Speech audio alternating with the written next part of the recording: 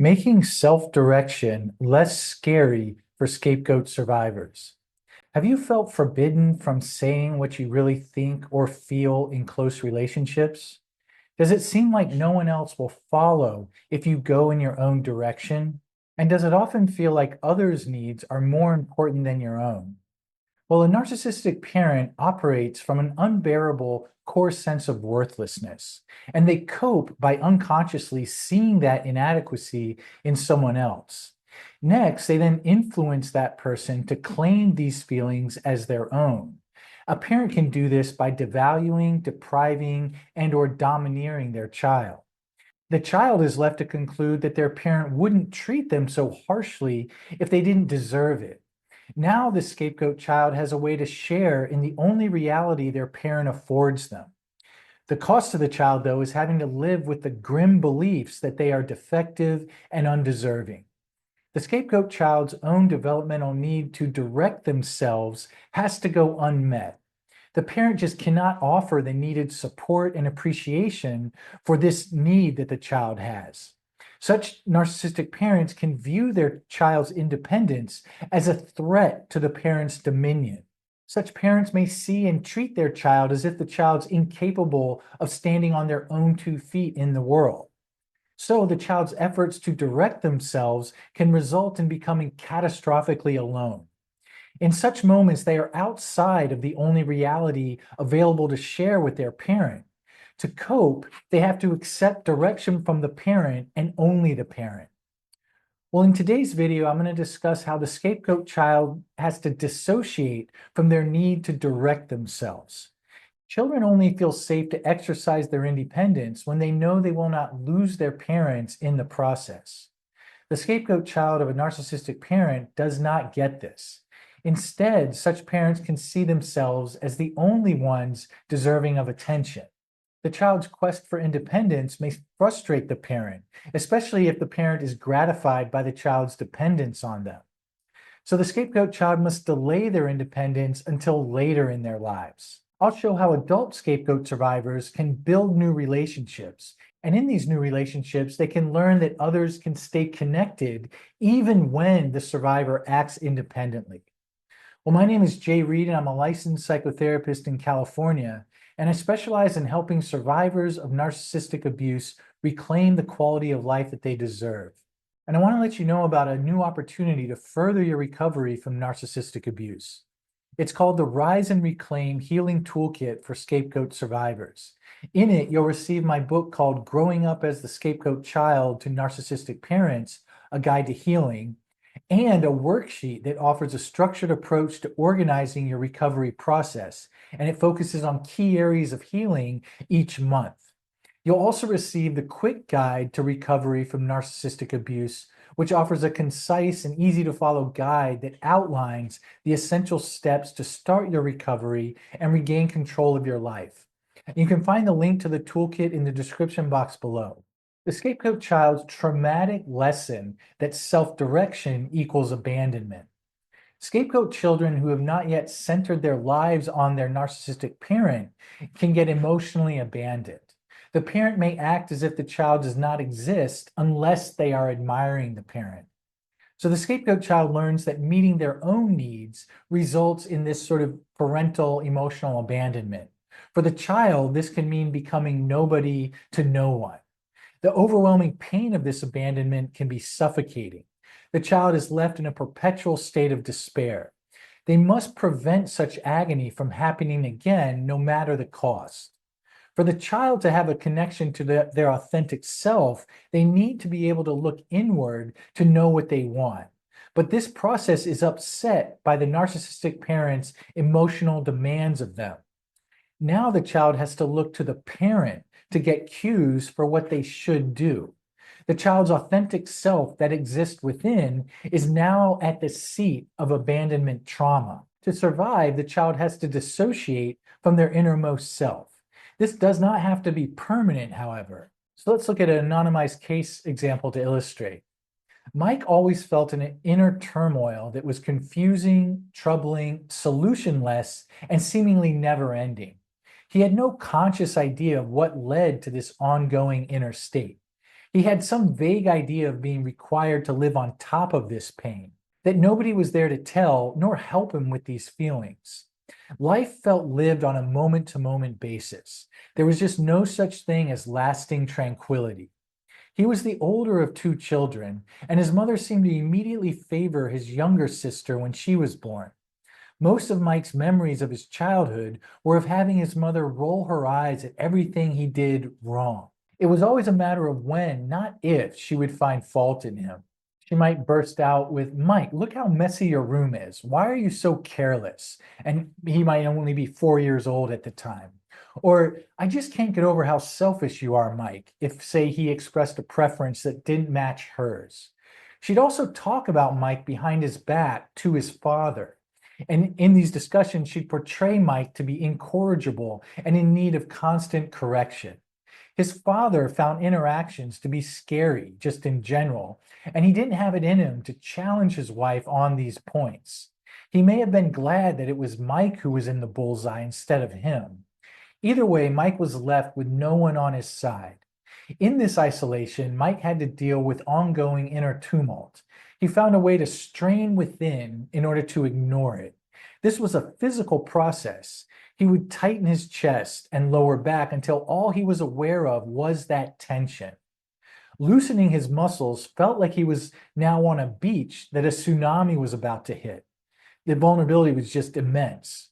And though he liked to play sports, this process always interfered. He had to command his body to take actions in, say, basketball. Physical action could not be spontaneous. He had to watch himself too closely for that. So Mike often felt like he did not know what to do with himself if he was not following an authority figure's orders. The tense mode he had to occupy made it hard to think about what he wanted. Something inside told him he dare not. He knew at a deep level that if he made a choice for himself, that he would then be attacked. So he would keep tasks at the forefront of his mind. He never felt like he had done all he had to do, but it felt safer to just keep trying. What Mike and any child in his position could not know was that these feelings came from containing his mother's sense of her worthlessness. He had to feel about himself what she refused to acknowledge in herself. Nor could he know that he, like all children, was entitled to loving responsiveness when he made his own choices. His mother's deprivation of this required him to restrain his need to direct himself. How the scapegoat survivor learns to pair self-direction with freedom. Well, adult scapegoat survivors who come to therapy often want to find a way back to who they are on the inside. To date, it may have been just too confusing and emotionally painful to do so alone. Therapy can provide a safe relationship for survivors. This can enable them to create a new template for what existence with others means. I see two main challenges to getting there, getting back to one's real self in this case. First, survivors can still find it terrifying to do what they want. They can be certain that abandonment will still follow. These fears can be so intense that all the client and therapist may be able to do at first is endure them together. And by intense, I don't mean that it has to be sort of a big demonstration. Sometimes the intensity of post-traumatic abandonment is experienced deep within the person and hard to even notice from the outside. Over time, though, the intensity of these post-traumatic feelings decreases. A decent working relationship makes the scapegoat survivor feel safer. Their entire system gradually learns that the threat of abandonment has passed. As the intensity of this fear fades, the survivor can think more clearly about those moments. With the ability to think also comes the ability to make sense of. So the utter confusion that used to have to be lived with begins to dissipate. They get to question whether directing themselves will result in abandonment this time. The second challenge to reconnecting with what is on the inside is the absence of what has been wished for. In their own way, the scapegoat child may have vowed to prove their worth. And in doing so, they will get all the praise, acceptance, and approval that they've always craved. And this hope may have helped to survive childhood. This hope may have helped them survive childhood, but it can now block a reconnection to one's true self. And this hope keeps the scapegoat survivor focused on what is outside of themselves. It also psychologically keeps the survivor in the world of their narcissistic parent.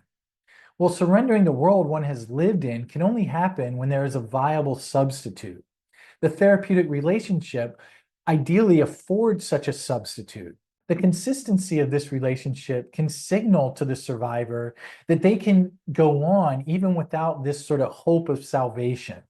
And there's good news in this. You get to question whether you were ever in need of salvation in the first place. Sometimes in the process of trying to direct yourself, it may seem like progress is just too slow. No matter how much work you have done, it can still feel unmanageably terrifying to direct yourself. And that is the nature of this process of recovery. I've never found change to happen swiftly when it comes to this domain. Day by day, week by week, and even year by year, the dangerousness subsides and new possibilities get to open up. So let's go back to Mike and sort of take a year by year snapshot of how he moved towards knowing it was safe to direct himself. So here's what sort of happened in year one. He came to therapy when he was 24, and he wanted to do something about how chaotically bad he felt on the inside. This was the first time he had ever been honest with another person about how he felt.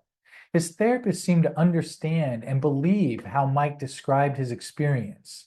They determined that much of Mike's fear of making choices for himself reflected how he had to cope with his mother. For the first time, Mike could think about his mother's treatment of him and know that he had been mistreated. Although he could not yet feel his anger towards her for this, he knew it was better directed at her than himself. Mike could see how he had to deny himself the basic question of what he wanted in his life. He then began to question whether he wanted to do all the laundry list of tasks that he had been demanding of himself. Like, did he in fact want to go play basketball? Or did he really want to clean his apartment as you usually would every Tuesday night? What else might he like to do that he'd not yet even considered? He would feel an inner paralysis when he posed these questions to himself. The intensity of how abandoned such questions used to leave him feeling was too high to do much with, though, at this point.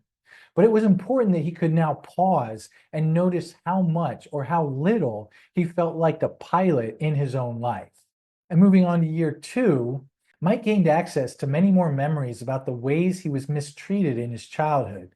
He and his therapist were now meeting twice per week. He became very reliant on the therapy sessions as a place where he could feel understood.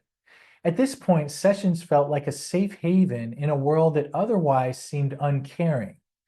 Mike's therapist understood that he was relating to him the way he had to do with his mother. He had to affix himself to her to have any hope of sustained connection. If Mike went off on his own, he had traumatizingly learned that no one would follow him. When he first came to therapy, Mike had shut down his need for connection in his life. So his therapist saw it as important to respect the way Mike needed to connect to the therapist at that time. Mike felt disappointed that his therapist could not be with him throughout his entire life. Mike would feel so alone and unprotected outside of sessions. Initially, he felt embarrassed by this longing. By the end of this second year, however, he had expressed it in the therapy. And his therapist's warm acknowledgement of Mike's wish actually helped. Even though, of course, it was impossible to fulfill, the wish was very understandable. Mike simply wanted more of what he had been deprived of for so long. And now moving on to year three, Mike began to use his own voice much more in the therapeutic relationship. He noticed and expressed how oppressed he felt in relation to his therapist. He feared that acting in ways that were not deferential would result in attack or rejection. He also worried that his therapist would look at him as though he could not believe that Mike could act so cruelly. And yet Mike knew that he had to venture into this territory if he was going to feel free in the relationship. This was the first time Mike had considered this. The intensity of the feelings of abandonment that used to flood him had become much more manageable now. And then year four, Mike's life outside of therapy began to expand. He had been dating his girlfriend, Jen, for the past 6 months. Whenever he shared his true thoughts or feelings, even if they differed from what she wanted, she responded with curiosity and respect. And they would talk about these moments of difference and often could find a compromise. Mike found himself in a relationship where he did not have to give himself up. The stage had been set in his work with his therapist for this to happen. Mike's success in expressing his own wants and needs in therapy made it possible for him to do the same with Jen. Well, if you identify yourself as a scapegoat survivor and have noticed feeling intense feelings of danger, if you try to kind of direct yourself in your life, then I hope today's video has been of some help. And with that, I want to thank everyone for your continued support and engagement with this channel and the resources around it. I think I've said this before, but I always want to emphasize that this recovery process is certainly kind of like turning a barge around, like in the sea.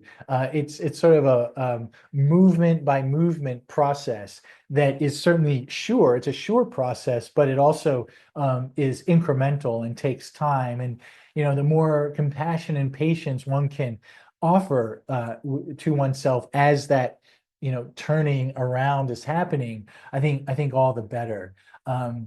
And I sort of see that reflected often in the comments section when people are responding to each other with support and encouragement. So that's awesome.